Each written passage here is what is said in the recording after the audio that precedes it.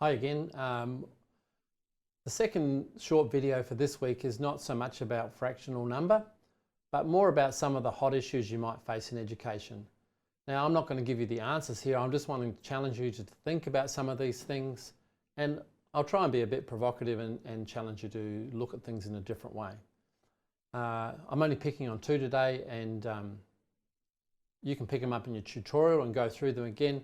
But these are some of the things that have been challenging in maths education for a long time, and often they're issues that are historically grounded in how people think maths should be, but we've got to think in modern times, are these things still relevant?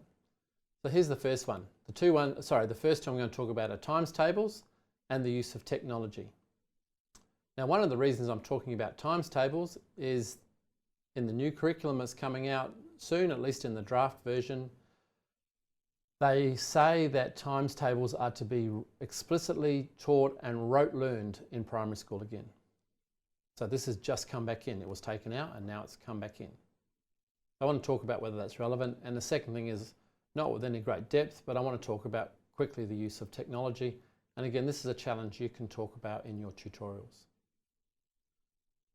So, first of all, reflect. Times tables. What do you think about times tables? Do you know your times tables? If I'd stood here and pointed at you in the middle of a lecture and we're in a real classroom with 100 people, and I looked at you and I pointed and said, 7 times 6, what would be your reaction? Now, I'm pretty sure your reaction would be okay if I asked you 5 times 10 or 2 times 7, but if I did 8 sevens or something like that, often the reaction from people, even if they know it, is they start freezing up and they get really anxious about it. So the question is, should they be taught and learnt at school? Now again, the new curriculum is saying, yes, they should be taught and not learned in any, not just learned in general, but specifically rote learned at school is what it says. And my question to you is, why should they learn it or not learn it? What's the benefits and what's the disadvantages? Right? And at this point, some of you were probably thinking, why are you even asking this? Of course they should learn it. It's foundation, it's the most important thing. So personally, I'm not that sure they need to learn their times tables, and I'll clarify that in a minute. It doesn't mean my view is right, and in fact it's not probably widely shared. But I'll tell you some of the problems I see with it, and then you can make up your own mind. Or if it's in the curriculum, you won't have to teach it, but if you're teaching grade 4 or 5, it's likely you have to do it.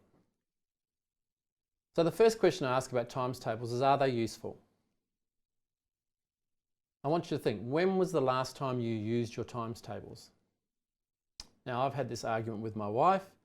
When my kids were younger, I said I didn't think the kids need to learn them, they weren't useful. And she said, yes, I use them all the time. And so I said, when was the last time you used it? And she said, oh, well, I bought some fabric the other week and I bought 3.5 metres at $7.50 a metre. And so I said, which times tables did you use? Your 3.5 or your 7.5 times tables? When did you use your times tables? Did you use times tables or did you just learn to do multiplication? So can you answer this? When was the last time you used your times tables? Are they really useful? The second thing I want to ask is, do they help conceptual development? And particularly if we're going to rote learn them, how does that help students understand about the concept of multiplication if they can just regurgitate it? And is there any connection between rote learning your times table and the conceptual development?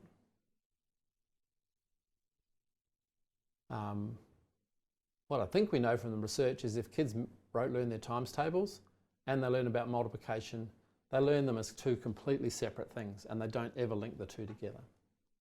So at the very least, if you're going to learn times tables, it's important that they're linked together. The third point I want to make is, what's the impact on students' confidence and mathematical identity? Now, when I did my doctoral study, I asked students why they hated maths, basically. And there was a few reasons, but one of the most common things they said was, I couldn't learn my times tables in grade 5. I couldn't memorise my times tables in primary school. And from then on, I knew I was dumb at maths and I couldn't do it. So I just stopped trying. So the impact of not being able to memorise this small, narrow block of multiplication facts was that students determined that they were useless at maths, they didn't have a maths brain, and they should give up. So what did they learn from their times tables? That they were dumb at maths. That's putting it bluntly. Is that what we want kids to learn at school through this particular thing? Is the cost to their confidence and their mathematical identities worth it for the use of what they've learned? And then, do we want them to learn times tables, or do we want them to learn basic facts? Now, I'm really keen for kids to know lots of basic facts. I want them to learn basic facts because it enables them to not have to think about the multiplication and focus on the task at hand, which might be an area question or something else that requires multiplication. So if all their cognitive capacity is developed to doing the multiplication, then they can't concentrate on what the bigger mathematical idea is. So I want kids to learn more than just their times tables. I want them to learn them and understand them, not just in a rote fashion, but in a conceptual way and in a way that they can connect to other things. So that if they've learnt these basic facts, they don't stop at 10 times 10. What if you get a sum that's 15 times something? I want kids to know that. And in fact, I want them to know it almost automatically. So how can we do those things rather than just limiting it to this privileged small block of multiplication facts we call times tables? In my view, learning times tables causes far too much trouble for a very narrow selection of things that aren't that useful. We would be much more beneficial to help them learn some things that they can use and that are helpful. Now, having said that, I want to show you, if you have to teach times tables, a way you can do it in a way that helps with conceptual understanding. And certainly this is not everything I would do, but it's part of it. So some of the things I would do is get the kids to write them on little business cards and put the equation on the front, and then they flip it over and it's got the answer at the back. And obviously we could start with the 1s or the 2s. And all they do is they get the pile of them, they'd shuffle them up, and they'd look at them at home, right, or in class. 1 times 3, or 1 times 2, that's 2. Flick it over, yes, that's correct. 7 times 2, that's 14. Flick it over, yes, that's correct. That goes on the correct pile. 8 times 2, oh, is that 20? Oh no, that's wrong. So I put that in the ones I got wrong pile. Go through, then pick up the ones you got wrong pile again, go through and do it again till they're all on the right pile. Then shuffle them up and do it again. If kids did that for 5 minutes every night, they'd learn them easily. And they'd start with obviously the 1s and the 2s, then you might go to the 10s, then you might come back to the 5s. Now, you'll see here on the screen I've put a multiplication table. The second thing is to do is remember it's more about kids' confidence. I would teach kids times tables mostly because if they know them, they feel like they're smart at maths, even though it's of limited use and not really mathematics, it's just about memorising. So I would often do it with them so they build up their confidence in it. But if I was doing it, this is how I would do it alongside using those cards. Obviously you'd start with the easier ones. But before that, I want them to understand the commutative property of multiplication, because then it halves what they have to learn. So I would give all the kids a grid like this, and I'd say, okay, first of all, who knows their 1s? Everyone knows their 1s. Okay, so we've learnt all those. We know that 1 times 1 is 1, 1 times 2 is 2, etc., etc.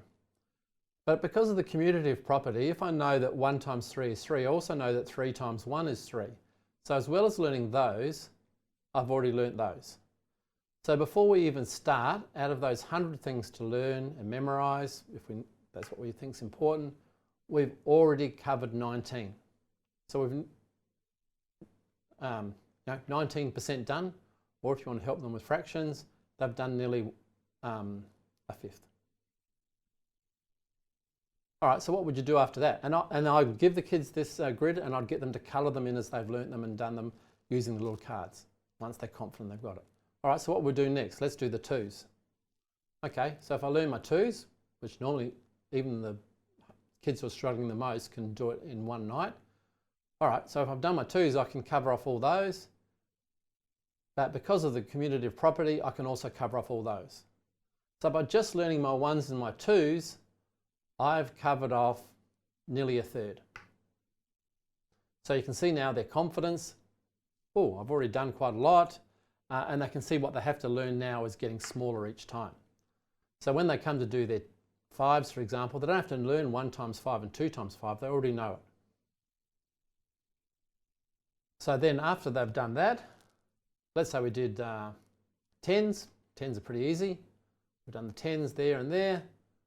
Now, even just looking at it, the kids go, wow, I've covered nearly half of it. It's actually not quite half, but there you are. I'm using the term colloquially again. But you can see they've learned a lot, and the kids get confidence. Oh, I can do this. Right? So then, and because they know the commutative property, once they do the row, they can also block out the column. So once they do the 10's, the next thing they can do is their 5's. And I haven't met any kid who couldn't do all those. Now at this point, how many, you can see how many we've got left.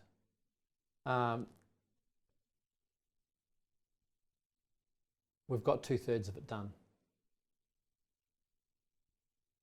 So this, all kids, even the ones who struggle the most, can do these. And if they learn the commutative property, they can cover all those squares off. And then they look at it and they go, oh wow, I already know nearly 2/3. Okay, so what do you want to do next? Well, when we come to do the next one, let's say it's the 3's, you only have to learn 3 times 3, 3 times 4, 3 times 6, 3 times 7, 3 times 8, and 3 times 9. You already know the other 4, so you haven't got much to learn. And as you learn the next one, you colour it in, you colour it in. By the time you get to your 7's or your 8's, whatever you do last, you've only got 1 to learn. So if I'm going to teach kids to do multiplication, that's my trick to help you get through it. And at least they learn about the commutative property and you build up their confidence at the same time. There you go. That's a good practical tip. And I've used it with kids right up to year 10 because they get there and they feel dumb because they don't know the times table. So I say, okay, well, I'll teach you your times tables. Now, do you think you can move on now? And they go, oh yeah, I'll be okay now. Right? So it's more about their confidence than necessarily about learning some useful mathematics. But as a mathematics teacher, that's all part of your job. Okay, the next thing I want to talk about is technology. It says in the ACARA document, the curriculum, students develop ICT capability when they investigate, create, communicate mathematical ideas and concepts using fast, automated, interactive and multimodal technologies. So you employ ICT capabilities to perform calculations, to draw graphs, to collect, manage, analyse data, etc., etc. This is in the curriculum. This is not just something I've made up. This is what it says. So when you're teaching your kids, it's not like it's an option to use calculators and software. It's what you're actually supposed to be doing. And it doesn't mean you don't do some of it by hand still, but if I'm doing data and statistics, for example, I would never get the kids to draw the graphs by hand apart from maybe a quick conceptual idea. Get the software to do it for them. And then you can deal with deeper conceptual issues like, well, which is the right graph to draw? If I've done this, collected this data and I want to represent it, should I use a bar graph or should I use a histogram or should I use a pie graph? Which is the most appropriate? That's a deeper mathematical question than how do I draw a bar graph, how do I draw a histogram, how do I draw a pie graph? If you're developing ideas and concepts around something else, let's say measurement issues, then the key, if you don't have ICT, then you have to teach them and use numbers which aren't realistic. Everything you measure has to be nice, whole, easy numbers to work with so they can do the calculation. Now, doing calculations is important, but when you're learning about area or volume or something, that's not so important. You're trying to teach them another concept. So you want the calculations to be done more quickly. And if you can use numbers which are more realistic, for example, things they've measured themselves, then if they've got a calculator or a calculator program on their device, then they can quickly do the calculations without getting stuck on spending ages doing the multiplication and those sorts of things. So, in technology, here's some things I've heard. Students need to learn pencil and paper algorithms in case they don't have the calculator. This is something I've heard a lot. And so I say to them, I said, well, when do you not have a calculator? And they say, oh, well, often haven't got a calculator, and I say, well, pull out your phone. And they pull out their phone. I say, well, there you are, you've got a calculator. There's a calculator there. So you've almost always got a calculator. And when you haven't got a calculator, when do you need that level of accuracy that a calculator provides, or do you just need to estimate? Is that enough? So learning pencil and paper might have a purpose, but it's much less nowadays than it was when I was a student, because we didn't have a calculator. And again, I've dived myself in for how old I am again. But even when I went to high school, we used calculators. And so learning things like pencil and paper algorithms are largely redundant. Someone else said technology makes students lazy. Well, I don't see the connection here, because they're not doing nothing. They're just not spending their time on the donkey work of calculating something. They're using their energy and their time and their cognitive labour to work out something that's mathematically, conceptually much more dense and harder than just doing simple calculations. I've also heard that people say that pencil and paper algorithms provide conceptual understanding first. And I don't think that's true either. So if you give you an example of long division, if you do long division, we all know that you take this number and you divide it into there, you put the answer up there, and then you put the multiplication of that number by the divisor down there, and then you subtract and bring the next number down. And then you do the same thing again. We know how to do it, but I haven't met anyone who knows why we do it. We just follow the process. So in other words, doing long division is no different than getting your calculator and pressing the numbers in and pressing equals. It's the same thing. We do some processes, we get an answer. Do we know how the calculator works? No. Do we know how the long division algorithm works? No. It's exactly the same. So doing pencil and paper does not necessarily help students with conceptual understanding first. The other thing I've seen is when students are forced to do things through pencil and paper, and then all of a sudden they're given the calculator or the technology, then all of a sudden they don't ever do pencil and paper again. They always rely on the magic box. And they'll write down the answer that the magic box says without ever thinking about it first. So my view is, if you're going to introduce technology, what you have to do is a lot more estimation first. So when you give a student a question to work out, let's say it's 2,523 divided by 48, I want them to first of all go, right, that's about 2,500 divided by 50. So that would be roughly, and they work that out first rather than just pressing the numbers in the magic box and getting the answer. So there's some arguments I've heard against technology. Of course, when you're out teaching in schools, there will be technology there, and there will be times when you need to do things on pencil and paper, and you're trying to find the balance between the two. The answer is not all technology or all pencil and paper. The answer is somewhere in between.